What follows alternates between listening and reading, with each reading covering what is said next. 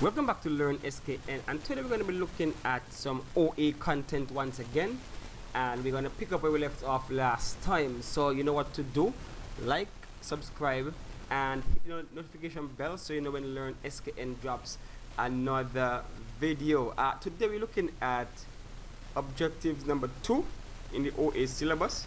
Last time we looked at objective number 1, describe the role and function of the office in business activities, and so we were able to look at that. So you can easily go back to that video and see what we discussed there. So today we're going to be looking at objective 2, describe how office structure and activity may be organized according to characteristics of a business. So we're looking at the multiplicity of positions and staff, types and patterns of relationships, and we look at the organizational chart and the nature and duties of some of these staff positions, and we'll see how far we can get with this particular objective. But we're looking, when they're talking about describe how office structure and activities may be organized according to the characteristics of a business. So this goes back to, if you did POB, when we looked at the different types of enterprises: the sole trader, the partnership, the public limited company, the private limited company. So you can always touch base on that video to understand what we're talking about when we're talking about the structure and the characteristics of certain businesses. But we'll get a quick rundown here so that we can all be on the same topic: positions, responsibilities, duties in the office. So here's a picture below. The picture below shows offices. Think about the businesses in your country. In what type of business might you find the office shown in figure 1.21? What type of business might you find in the one shown in 1 point? So we're looking at this one here. So we got a little corner office here, and then we see the cubicles in the bigger firm right here, right, with different departments and things like that. So this might be maybe a sole trader or partnership, depending, and this one might be a larger company. So businesses vary in size and complexity, from small single owner enterprises to massive public limited liability companies. And so of course, we're not going to as in depth for this one as we would if it was a POB question. So we're going to just browse the top. The smallest and simplest business structure is called a sole trader or sole proprietorship, in which the organization is owned and operated by one person. So here we have a table outlining the various business structure. So sole trader, ownership, one person. Main characteristics: owned, financed, and controlled by one person. There may be employees, but these are usually few. A partnership, 2 to 20 persons. The partnership usually run the business. The partners usually run the business and share the profits. Then you have the cooperatives, members, right? So the cooperatives are the owners, are the members. You have to buy the shares to be a part of the cooperative. Each shareholder has an equal vote regardless of the number of shares held. Day-to-day operations are directed by a board of directors elected by the shareholders. So again, you can check the video for POB and see me go more in depth with this particular section. Private limited company or the private limited liability company. The ownership, the shareholders are the ones who own that company. They buy shares to be a owner of these private companies. The shares are not sold to the public. They are sold in private. They are not listed on the stock exchange, the public stock exchange. Owned and financed and controlled by 2 to 50 shareholders. Shares are not sold to the general public. Public limited company, public limited liability company. Shareholders again own this one, but this time this one is traded on the public stock exchange. Owned, financed, and controlled by at least 2 shareholders. No maximum number of shareholders. Anyone may buy shares. So the shares are available to the general public. Once you got money and they're available, you buy them. Then of course you have different sectors in the economy. You have the public sector that is owned by the government, owned and controlled by the local or national government. Then you have the private sector, private individuals or groups, owned and controlled by private enterprises. Note that this term is used to refer to all businesses that are not owned or controlled by the government. So the private sector describes all businesses that are not owned or controlled by the government. They are owned and controlled by private groups or private individuals, right? So you'll find that there are many public limited companies, private limited companies, partnerships, and sole trader companies in the private sector. The public sector are all those entities owned and controlled by the government. And so these here referring to, right here when they're talking about according to the characteristics of the business, right? Describe how office structures and activities may be organized according to the characteristics of the business. And that is why they chose to give us these two pictures up here, because these are two different types of business, characteristics of a business. This is a company. You have a sales department, right? You look at the layout and everything, cubicles, it's huge, it's massive. But then you have a sole trader or a partnership. So this could be the office for one partner, right? You have your laptop, you're doing all the work yourself. And so your office would be a little smaller because maybe you don't have that kind of money, or you don't have a need to have all that space for yourself. And so the nature of the business, the structure of the business, the characteristics of the business can help to determine the office space that is available. And I mean, today is so tricky, huh? Today is so tricky because some persons can run a LLC, right, outside of their home. You can run that company from outside your home. But the point here is that large companies, they would not have these smaller offices for individuals. They'll have more of a open concept or more of a larger space because they are a large company. And so you see that playing out right there in that diagram. So can you think of some example of sole traders in the community? Of course, you think of somebody who owns a mom and pop shop, someone who owns a maxi taxi. They might be a sole trader. They own their own business, a barber shop, a salon. Those are persons who might be considered sole traders or sole proprietor. We can think of them. The larger companies you have, in the region, you have large companies like Grace Kennedy. You have large companies like Hilo and those companies. You have Rams and those companies in the local area. I'm trying to think of companies that are across the Caribbean. Of course, you have Flow, you have Digicel. Those are some large multinational companies because they have the branches elsewhere. So those are some larger companies out there, private. Well, most of them, I think, they are public companies because they are traded on the stock exchange. So those are some of the ideas you can use to think of businesses in your area, right? So these are the characteristics: the ownership, one person for a sole trader; partnership, 2 to 20; cooperatives, the members; the private limited company, shareholders; public limited company, shareholders; government for the public sector; private individuals or groups for the private sector. Sorry, government is public sector. And over here you have the characteristics of each. I run them down again one more time. Sole trader, ownership, one person. Main characteristics: owned, financed, and controlled by one person. There may be employees, but these are usually few. Partnership, 2 to 20 persons. The partners usually run the business and shares the profits and even the losses. Those are characteristics. Cooperatives, ownership, the members. Main characteristics: each shareholder has an equal vote, regardless of the number of shares held. Day-to-day operations are directed by a board of directors elected by the shareholders. The private limited liability company, ownership, the shareholders. Owned and characteristics: owned and financed and controlled by 2 to 50 shareholders. Shares are not sold to the general public. Public limited company, ownership, shareholders. Characteristics: main ones: owned, financed, and controlled by at least 2 shareholders. No maximum number of shareholders. Anyone may buy shares on the public stock exchange. The public sector, government owns this. Main characteristics: owned and controlled by the local or national government. Then you have the private sector, private individuals or groups. Owned characteristics: owned and controlled by private enterprises. Note that this term is used to refer to all businesses that are not controlled or owned by the government.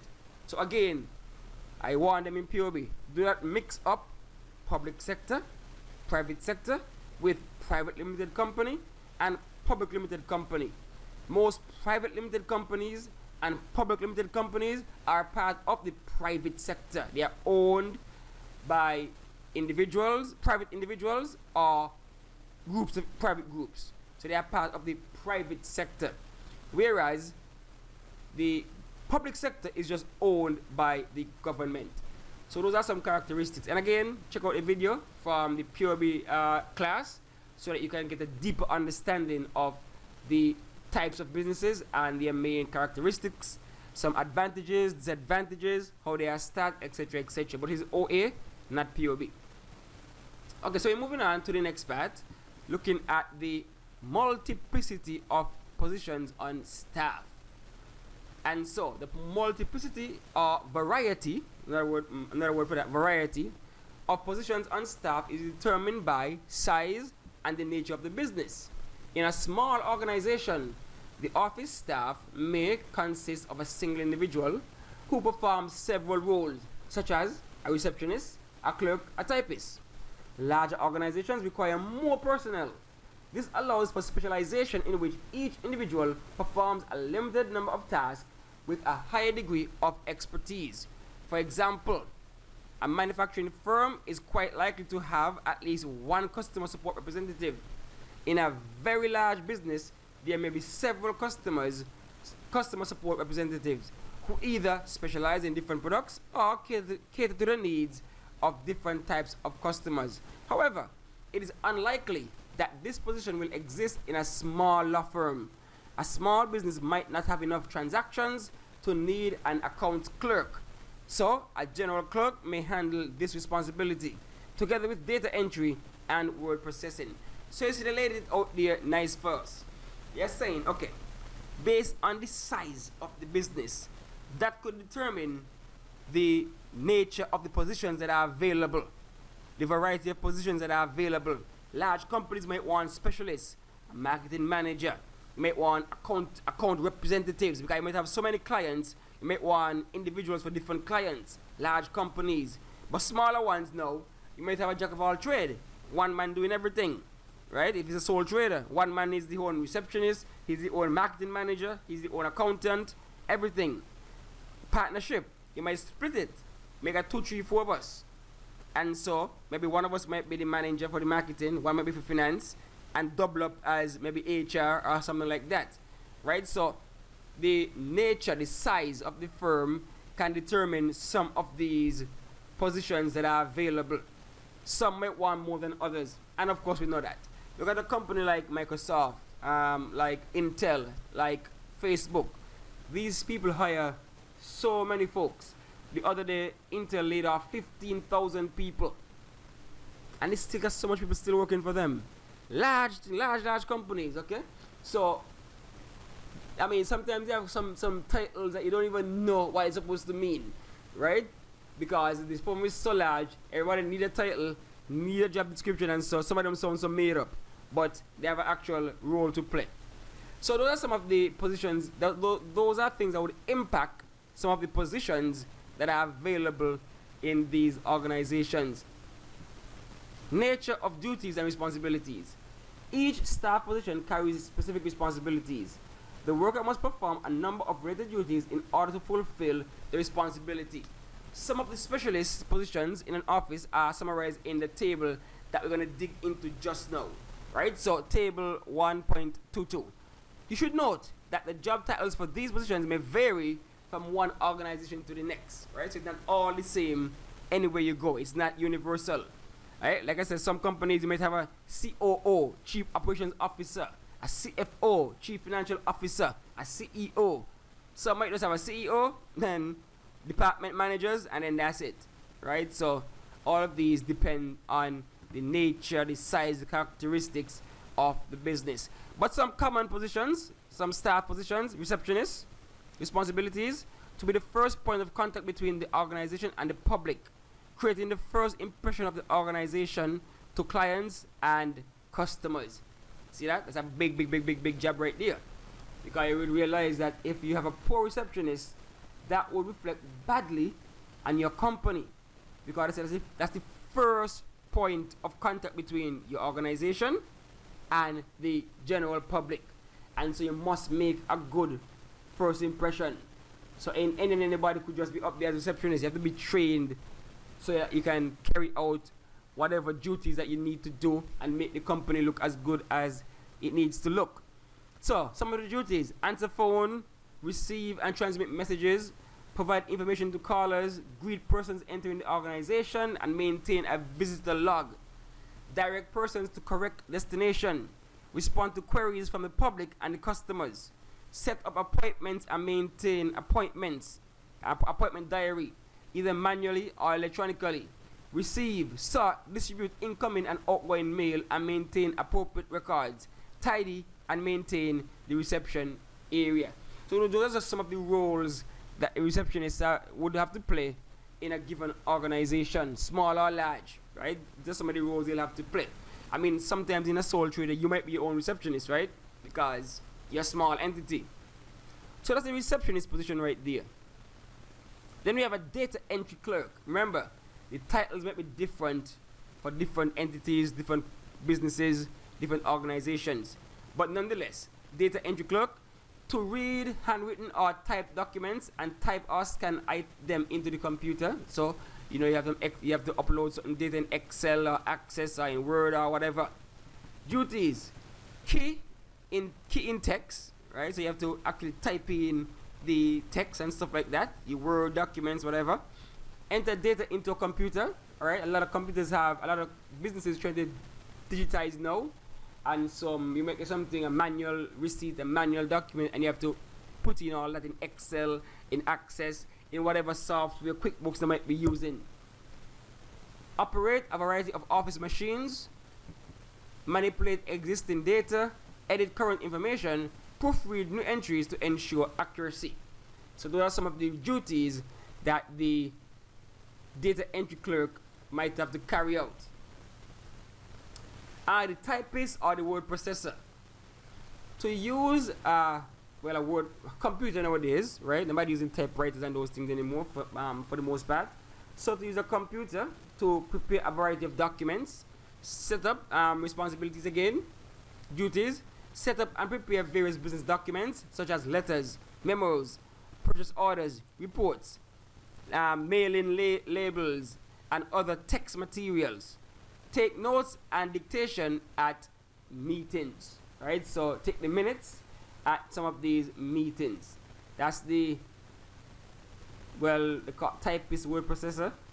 I mean, they might even call him a clerk still in some organization. Some might just be junior clerk, senior clerk, those kind of differentiations.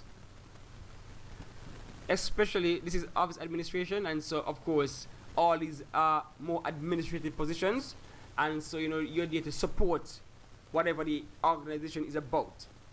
Then we have the accounts clerk. You know what we're dealing with here: to produce, organize, and maintain financial records. In large organizations, accounts clerk may specialize in areas such as payroll, costing, collection, and bookkeeping. Calculate documents and verify financial data for use in maintaining accounting records. So those are some of the duties for the accounts clerk. Again, compute and record charges, refunds, rentals, and so on. Verify and record details of business transactions such as funds received, dispersed, total accounts. Compile, type, and sort documents such as invoices, account statements, reports, and checks. Maintain statistical records and prepare periodic reports. So those are some of the duties of the accounts clerk. Administrative assistant / secretary, to provide administrative support for an individual or a small group of persons. So this is a secretary for either the managers or for a group of other persons within that organization. Some of the main roles, duties: answer and screen telephone calls. Of course, you have to screen them because many times you call and they say they want to talk to such and such a person. They say, oh, they're in a meeting. We'll let you know, nothing to argue, right? Nothing to argue about. That's their job, to make sure that nobody disturb their boss, nobody disturb who they are working for. Prepare and manage correspondence, reports, minutes of meetings, and other documents. Handle incoming mails and outgoing mail. Organize and coordinate work schedules, appointments, meetings, travel arrangements, and other events. Set up and maintain filing systems, whether paper or electronic. work procedures, and other office systems, operate office equipment, and manage office space, supervise lower level cleric staff. Okay, and we're almost done here. Customer support representative, also known as customer service representative. Like we said, not all companies might need this. Maybe large companies, medium companies, maybe a small one. The customer service rep might just be the owner, the manager, right? To be primary contact and support persons for customers after sales and those kind of things. Answer customer telephone calls and emails. Provide information about products or services. Take orders. Resolve complaints about billing accounts or product defects. General clerk, to perform a variety of tasks that support the administration and operation of the organization. Duties, a combination of duties identified in the position listed above. So sometimes if you don't have a special customer representative or anything like that, you might have a general clerk to do all of the things that are listed above. So if you have a small organization, you may just have a general clerk to do the accounts, the customer service, all those kind of things.